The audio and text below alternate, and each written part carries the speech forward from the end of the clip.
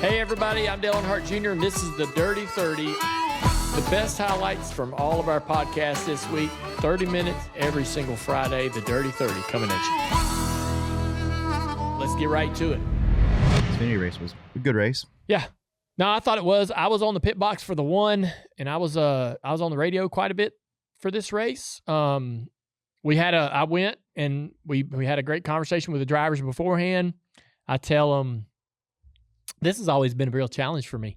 We go to these races at Daytona and Talladega, and man, all four of our guys wreck and block and crash each other, and we had a couple of really embarrassing moments as a company at Daytona or Talladega, and I'm thinking, what in the hell do I got to do to get these guys to understand how to get to the finish line of these races without working against each other, right? And make, and so basically when you go to Daytona and Talladega, the 21 car is going to be the car to beat. And I tell them, I'm like, if you're helping the 21, you have to understand that you're lessening your chances of winning.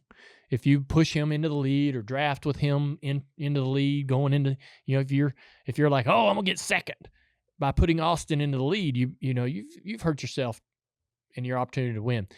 Austin Hill is a great restrictor plate racer, and he's got the statistics, but he's also got a really badass race car, and he knows what to do with it. Mm-hmm.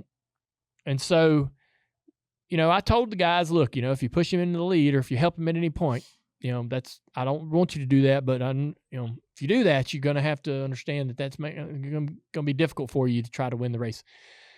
But with all that said, we sat down before the race, and what I tell the drivers basically is, I want you to be a good teammate, but I also want all the teammates to understand that at some point in the race, they can't do everything for you. And you get all four guys in the room and you say, all right, be good teammates when you can be good teammates. But if you see a teammate doing something, even though you can go help him, but it's going to be bad for you, or you don't believe in the move he's making, you don't have to do it. And the teammate that doesn't get the help needs to understand that they decided, look, man, I don't believe in what you're trying here. I'm not going to do it because I think it's going to hurt us both or hurt me. And you can't get upset about that. What bugs the shit out of me is when our teammates come on the radio in the middle of the race and go, what the my teammate left me out, or man, that wasn't a great teammate right there. I didn't like what my teammate did. And then we spend the rest of the race trying to like get at each other, or like, oh, well, next time he's in that situation and needs help, I'm not going to help him. And they do that. They sit there and they boil over that. And so what is good for them to hear, I think, before the race is all together, guys, help each other when you can, but if you can't, don't. And everybody gets over it. Like, okay, your teammate didn't help you and he went by you. He decided to help someone else and passed you. That he thought that was the move for him. And you got to understand that that's just the way it is. And also, like, us trying to work together to get to the front ain't the route. No. Everybody find your way to the front. It's basically like choose your own adventure. The race is going to start, and we're all going to meet at the front of the field. How you get there is your responsibility. And in the perfect world, if you do get there together, that's when you have a But teammate. Don't worry about me. You do what you got to do. If you got to leave me, if you got to do something else, don't worry about me. I'm fine. I'll find my way up there. You may get there before me. I may get there first. I agree with that. But the goal is for all of us to individually meet at the front of the field. That's where the teammate comes in. That's when we're going to get there and try to control the race working together. Yeah. We've messed that up before, though, too. So. Well, look, I mean, that's the messaging. Yeah, no, I agree. That's kind of the messaging before the race, and it seems to kind of be working, right? We're not winning races every time we go to Daytona and Talladega. It's going to be tough to do that with the 21 car in the field. But we are finishing races better. We are looking a little more organized and a little more productive. I saw a lot of people commenting at the end of that race about, how'd you let Austin win again? God, y'all don't do nothing to help yourselves. Like, I don't know what our guys are supposed to do. If that race is another lap longer, Austin Hill's not going to win that race. I don't know that, but I'm just saying, what the move were we supposed to make? Yeah, I don't know. Justin's pushing the one car as hard as he can. I mean, you're not going to push him right. They think you can just push right by the guy. Yeah. The problem is you need the third place car. The 21 is so fast. And when he gets the lead, he knows how to move and get in front and get the energy off of the cars behind him. He is so good at it. And I don't know what people think is supposed to happen. Like, you're supposed to just pull around him? He also knows that they're going to race really hard behind him. Well, I mean, some fans are saying that we're racing each other instead of trying to work together and beat him, but I didn't see that. I mean, no, I didn't see it. Like, could you line up and run all 4 cars together the whole time? Yeah, but it's going to be hard to do. Yeah. Like, it's not guaranteed either. Well, everybody's sitting there. I think what they're really referring to is the 30 or 20 laps we ran at the top of the racetrack with him leading the race. You're looking at that lineup. You got Justin Allgaier in the 7 running second, and then behind him is the 2. Mm-hmm. I mean, if Justin pulls out of line, the 2's not going with him. Yeah, you're gone. And then you had, all these guys like Josh Williams and all these different people that are like, I ain't getting out of line. I'm running 5th. 100%. They're not moving. Yeah. When you see the 70 or the 45, this is no disrespect to these guys, but when you look at how their cars, looking at the speed of their cars, you're not going to push them into the lead. If they pull down to go make a run, you're not going to go with them because you're trying to tell me that I'm going to shove the 70. I'm going to create a line with the 70, the 45, or any of them cars that's going to go up there and pass a 21. Yeah, you're going to pass 21. I'm going to pass a 21, 7, and 2. Those guys aren't leaving that line. First of all, anyway, they're not leaving. And he ain't fast enough to go up there either. Yeah. And so you're sitting there as a driver in that line going, what's the risk? What's the reward? There's a lot of risk, very little reward. Mm-hmm. And if you looked at that, I told you, we were on the radio. I'm like, looking at the top 10, I don't see anyone making a move for a really long time. I can look at all those guys and tell you a bunch of reasons why none of them are pulling out of line. Yep. And they didn't. They were all staggered just right, too. Like, there was a car, a fast car, a slow car, a fast car. Like, there was a gap. But every one of them was sitting there going, I ain't giving up this spot. No. And so that's kind of why and people, I don't know what people think is supposed to happen. If all 4 of our cars got down in the bottom and even all 4 of them lined up on the bottom, we're not driving by them. Yeah. And credit to those guys for putting them cars in them positions. Like, that's tough to do as well. I agree. Yeah. Like Josh and Honeyman. I'm not trying to disrespect them I know. at all, I'm man. just saying, yeah, for sure. Not at all. But I'm just saying, like, it makes it hard to plan to make a move. Yeah. I mean, if the 70 or the 45 were to go qualify on the front row, then I might, if I'm driving in the race, I might go, holy shit, they got a fast car this weekend. If he pulls out of line, I might go with him because what the hell, right? Mm-hmm. But, I thought we ended up all right. The 8 car had a opportunity at some more points, then they kind of missed out on some points there late in the race when they had some fuel issues. We had a lot of fun on the radio, though. What do you mean you had fun on the radio? Well, me and TJ, he was armchair quarterback the whole time down there. I would tell Carson some stuff to do, but most of the time I'd sit on 2 and talk to TJ. Be like, damn, what the hell? Why'd he do that? Hey, tell him to do this. We're 3 wide, and he's over there trying to have a conversation with me and stuff. Oh, I'm on the radio. When they wrecked, the 19 wrecked off of 2, I was on the radio with TJ while they're wrecking. And I'm going, hey, TJ, I think it's time to start mashing the gas. I'm like, it's wide open from here on out. And they're wrecking, like, right at the same time. I'm like, we got to go. And I'm like, wrecking everybody. You say, we're. Well, TJ's a good enough spotter, so he's hearing. I was listening to it. He's hearing too, but he's also talking. And I'm not on top of Carson. Carson can't hear me. And so. Well, he can't talk when I'm talking anyway, so Carson can't. So, but I'm listening as he's telling me we need to go, and I'm seeing him sideways. Wrecking, and I'm like, oh, gosh. It was at that moment I was like, well, so I'm sitting there watching, and I'm like, I don't know for sure if Carson's,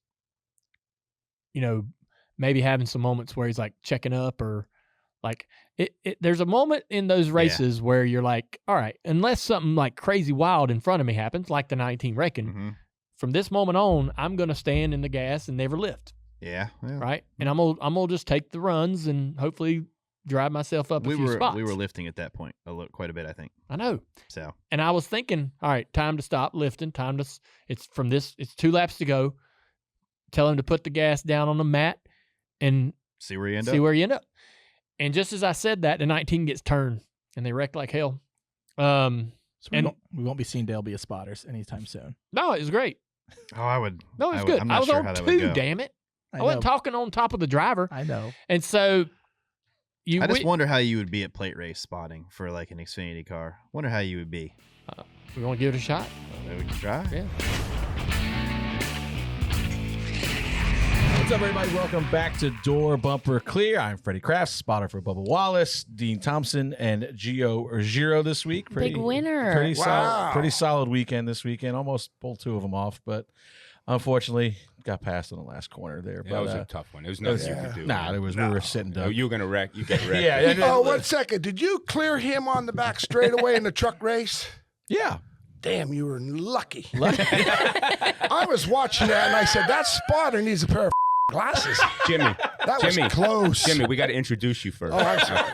All right, let's keep going. Let's keep going. Jimmy, we got to introduce Tommy, you. I love you. Go ahead, Tom. What do you got? You still Tommy Baldwin? Yeah, I'm still today.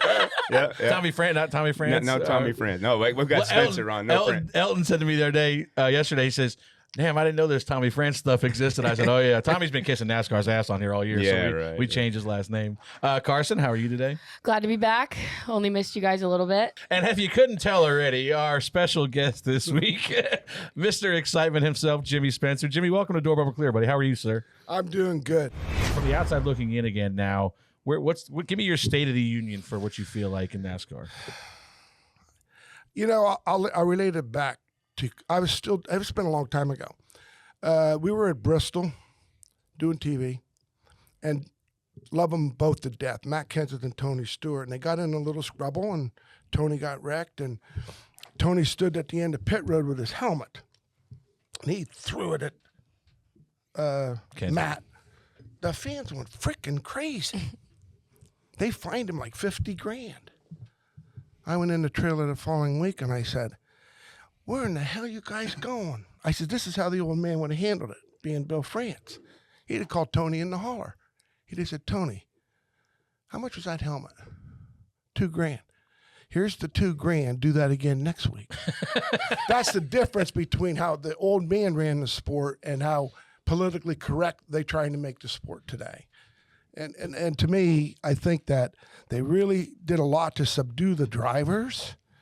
And in turn, I think that the last few years, I think the drivers have come so freaking boring. My buddy Kenny Wallace used to say it best.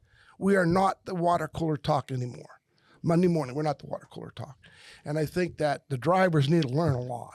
Yeah. As far as trying to get the fans involved, trying to get the diehard fans to say, you know, like, why do people like the Cowboys? I mean, why do people like a baseball team, the Yankees, whatever? I mean, the Yankees and Red Sox, they hate one another. They really don't, but it's a rivalry. We don't have that today. It's pitiful. NASCAR needs to get these drivers to realize that these fans want to see something and not, well, we had a good day today, you know, the Toyota, no. Yeah. Well, that son of a spun me out, you know, or whatever. Yeah. Remember Rusty and Earnhardt? Rusty threw a bottle of water, we called him Rubberhead. All kind of stuff. It was awful. The problem, again, you're going to call me Tommy NASCAR. Here we go. Tommy NASCAR. The problem is I feel it's the culture change, right? Because what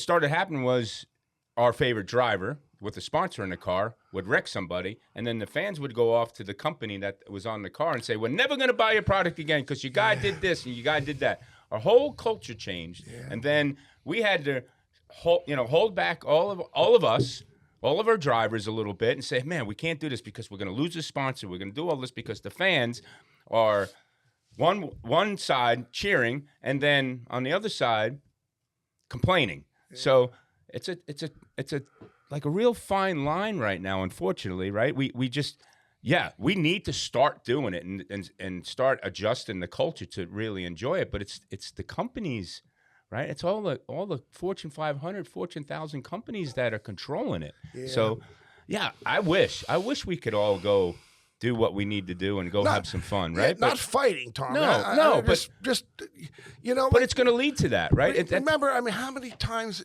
growing up we watched guys argue with one another? They didn't punch one another. They just argued. That son of a spun me up. He does it again. I'm gonna park his ass in the grandstand. I mean, I don't know. You know what though? What it reminds me of is you tell me this is the best hamburger joint in Mooresville. We go to that hamburger joint. We eat the hamburger. And I go, Tommy, this thing's a piece of crap. It's terrible. That's where our sport is. The people are like, I can't watch our, you know. And I think it's hard for NASCAR to try to fix it. I got to tell you. Yeah, and you know, we talked about this last week. The ratings. The ratings are obviously not great right now. The star power is down, like you're talking about. The playoffs, does that affect it? You know, we have all this playoff talk. I like the playoffs. You like the playoffs? I do. I think that we're going to have a hell of a race at Martinsville. Yeah. I mean, how the hell the Gibbs is? I mean, you look yesterday how lucky the 19 was. You look at how unlucky the 24 was. So to me, I think the TV does a terrible job of explaining how bad that really was. Yeah. And Ty Dillon, the son of a wrecked the 24 leading the race, and it's okay. No, it's not okay. You cost that guy the champion. You cost that guy a shot. And to me, that's the problem. Because I'm going to tell you the way it is. And then you got the TV guys going, well, you know, he was awful high on the track. It really was. Bull. He wrecked the 24. Not intentional. Yeah, but he still wrecked him. But he wrecked him. And you know, then the Ty goes, well, the spotters said I was pitting. That's bull. I mean, the kid, no matter what, if you're laps down or whatever, you need to be aware of. I remember old Darrell Waltrip telling me, the guy's not aware of what's going on around him. Junior Johnson.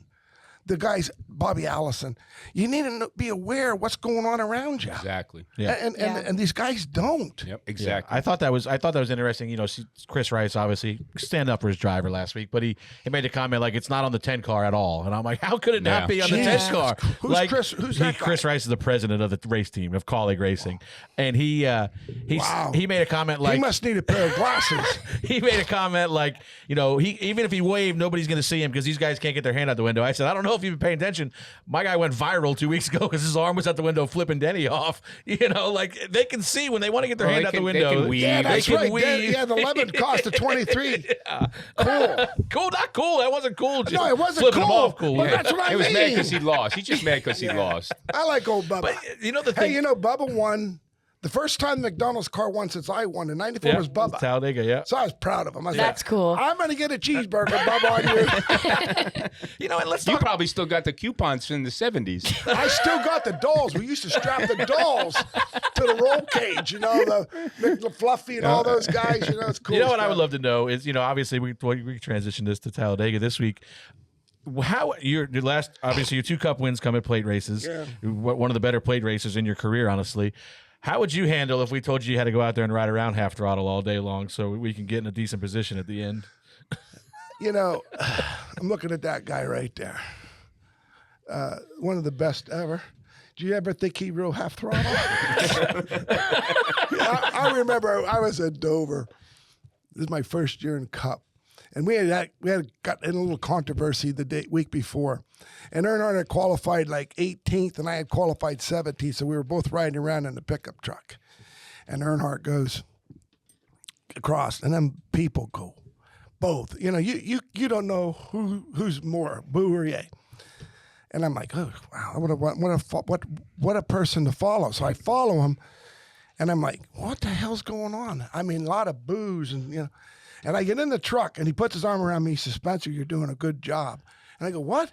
He says, listen, here comes Brett Bodine across. You see what I'm talking about? It was interesting. And I said, holy cow. Editor's note, the Spencers and Bodines did not get along. Okay, keep going, Jimmy. Anyway, that was it, you know, and Earnhardt. I mean, he didn't give a damn. He push the pedal. I don't know. I mean, I don't know what. There's a lot of pressure on the drivers to win. I don't know. It's tough. Talladega was an interesting race. I did watch it yesterday because I was coming on this show, but football was a lot more exciting. To watch the Giants lose was very upsetting. Jesus. No, that was very upsetting. He's a Giants fan. Yeah, no, I was upset over that. I'm like Michael Strahan said it best. You don't play to lose a damn game. That's what it looked like. And that's what happens to a lot of drivers. They play protect. That's some. Let me tell you, if you ever beat him, you drove your ass off. Hey guys, welcome to Actions Detrimental post Talladega. Well, now we've got 2 JGR cars locked into the championship for yourself and Chase Briscoe. Yeah, it's great for Chase. He's such a good dude, and he's been a really good teammate, and really happy for him and James Small. And I know that James works really, really hard for that 19 team, and I love all their crew guys over there. Really happy for them to have this opportunity. Does that change the amount of resources that are going into prep for your car now that you got 2 JGR cars into Phoenix? No, I don't think so. I don't think so. I don't know how soon that stuff all gets determined. What it does do, from my standpoint, it's another data point. I'm going to know what one of my competitors has. Now, the downside is one of my competitors will know what I have. When it comes to, more than likely at some point we will run each other's setups to see, what is he like? What's he going to go into this weekend with? And I'm going to probably do the same. One variable, though, for me personally, and we're all cocky and we all feel as though we're the best, is that I'm not going to get beat by equipment. You know what I mean? Or at least one of my competitors. So it puts more pressure on me to go out there and get it done. You were, I think, for the first time that since working with you, were animated about the car and your issues. No, I've been animated before. But since you've had this podcast, though, I feel like you never say anything on the radio or the podcast that in any way, shape, or form is negative about the pit crew or anything. I don't know. I don't know if that is true. But by the way, my tone yesterday wasn't like angry or anything like that. It was just a matter of fact, like we gotta get it figured out. Like, it's really, really frustrating because we want our results dictated by our performance on the racetrack. Nothing, I'm telling you guys, nothing would absolutely suck worse than to go to Phoenix and have a mechanical or something happen that took your opportunity to achieve your dream out. And so it's just, we've had some issues with batteries and starters and clutches and just lots this year. And I had all 3. and I always like to, how should I word this? I go there and I took the week off as far as preparation for Dega is concerned. Not that I really prepare for Dega as much as I'll prepare for another racetrack. Most of my time was spent obviously on a few weeks from now. But, I'm thinking, well, what if? What if we didn't win? You mean like this could have been a pivotal moment in our championship hopes? That's kind of where my frustration lied. And I don't think anyone at the shop, when you look at the issues that we had, I don't think it's anyone necessarily at the race shop that is doing something wrong. Especially the guys that put my cars together just are phenomenal. Brandon and his whole team, like I would go to war with that A team versus anyone. It's just more of a, I don't know, just more of a mechanical issue, and it's not necessarily things that we put together that would love to see us fix. I don't know that we're going to fix it in a couple weeks, but you just hope that it doesn't play a factor when it really, really counts at the end of these races, especially the final race. So how do you not worry about something like this that you say is kind of out of your hands? Yeah, because I can't change it. Regardless, if it happens, it happens. It doesn't, it doesn't. But you just cross your fingers and hope that the luck gods will stay in your favor for one more week or the final week. It also just feels like just a little reminder of like, hey, yes, we're in the championship. Let's just do everything in our power to remember that. Let's have everything buttoned up. Yeah, that's a great point, Jared. Fantastic point. That sometimes it is a good reminder that you just can't take things for granted. You know what I mean? And nobody is trying anything out of the ordinary. Or again, I don't think it's. I said the shop, but that is let me just say that's a very vague term. That's not, I don't believe these issues are in the race shop, if that makes any sense, and I'll leave it at that. Hi guys, Dale Jr. and I are back in the studio for another episode of Bless Your Hardt. I had a really bad road trip experience. So, not a really bad one, but I feel terrible about this. We used to ride around in these comfort coach vans. They were conversion vans, custom vans, the motorized back seat that would lay down into a bed, the big swivel chairs in the middle. These things are awesome. Wagon. I've been trying to get one, and there was one that popped up 3 months ago they're so cheap. And I'm like, look at this, Amy. But I said, no, please don't do this. She said, no, we've already bought a boat. But I was like, all right, I probably don't need it. I wanted to drive it to South Carolina to the beach house, and the kids be like, look back. I could look back there, and it'd be like looking in my own childhood. I know. Why do we have to redo all those things? Why do we do that? I love doing that. I love like nostalgia and all that stuff. So that's like, I love that. So I'm going to do that as much as I can. But I know it's not your thing. But we were, I was in one of these driving down the road, and the back, I'm in one with a friend. His name is Mike Whitcomb. His dad, Bob, owned the Purelator car that Derek Cope drove. I'm riding in their van to a race, Bristol. It's about an hour and a half drive. We're going down the road. We're in the back of that damn van, messing around, bored to death. Those back windows, these big back windows. They slide, right? They flipped open, like they had these two little clamps. You unclamped them, and it would open the window this way. And so the bottom would have a big, you could stick your arm out, right? My dumb ass. What'd you do? My dumb ass. I think, man, you know what? It'd be cool if it's aerodynamic if I clamp the front side of the window and open the back side, and then it's like it's a wing. Oh my God, Dale! And I start to make that thing do that, and it's twisting that glass. You're bending.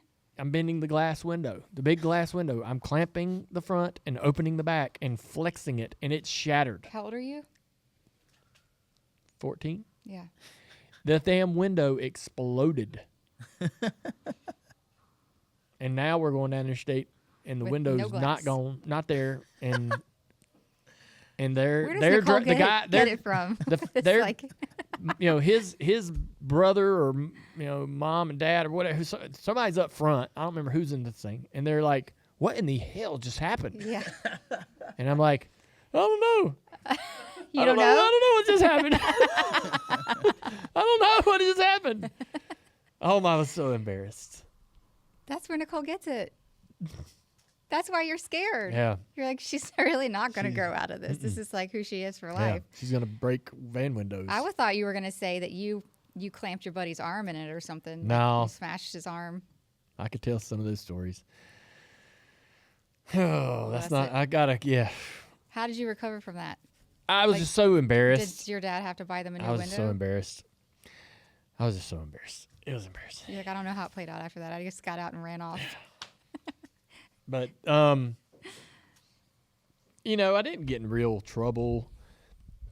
I didn't get my ass whooped or anything like that. But man, even today, I still feel the shame about it. Embarrassed of it. Check out Dirty Mo Media on Instagram, Facebook, X, and TikTok.